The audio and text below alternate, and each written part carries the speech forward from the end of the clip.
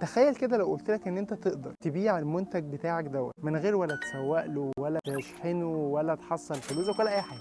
في حد تاني هيجي ياخد منك المنتج، يعمل لك كل حاجه ويجيب لك في الاخر فلوس. هتقول طبعا اشتريت، مفيش تاجر هيرفض العرض ده. عشان كده في كورس السبوبه سوا الموسم الثاني اللي بيتكلم على التجاره الالكترونيه، في 3 شباتر فيهم حاجه حلوه قوي ليك، وهي البيع على امازون، البيع على نون، البيع على جوميا.